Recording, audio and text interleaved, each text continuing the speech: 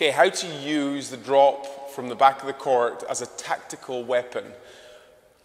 Most of the time, if you've got time at the back of the court, your opponent's expecting you to hit it deep again.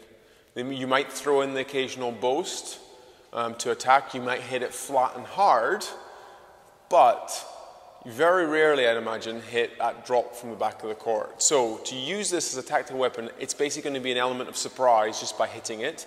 If you can set up in exactly the same way as if you're hitting a drive, be in position, and then just slow the racket head down as you go through the ball, while still getting some good momentum on it, basically as well, your opponent will be back on his heels, waiting for the drive, as is expected, and then the drop goes in. This is similar to the boast, because if you do the boast and then you just hit it and then open the face and hit that quick boast in, similar thing.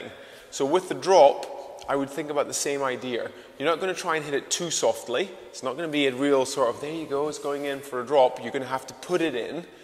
You've got time, you're in an aggressive position, there's the forehand, there's the backhand, and then just as you're coming through, make sure the bottom edge gets through that ball, the bottom edge of the racket either side, so you're really making sure it goes straight and doesn't catch the sidewall, and then also it's got some bite when it gets into the front, and you're getting some cut. And by doing that, your opponent will think you're just hitting another straight drive or a cross-court drive, something deep, because you've got that pace on it, and then you're just slowing down, and then slowing down and getting that edge through in the bottom. So tactically, I think this is great to use occasionally. What you then can do is, once you've used it occasionally and maybe 2 times in a game, your opponent will start to think, oh, this could be short, this could be short. Then you can actually shorten your swing a little bit and do the opposite. Shorten the swing and then push it through. Shorten the swing and then push it through. Easier on the forehand and then push it through. So instead of finishing the swing short and going short, basically that ball then goes deep. So tactically, this offers a huge amount to your game. You're basically pulling your opponent short and long, generally straight a lot more, and they're undecided as to where you're going to go. To be careful tactically, you've got to make sure you don't use it too often. If you use it too often, your opponent will be straight up there, counter drop, little boast, whatever.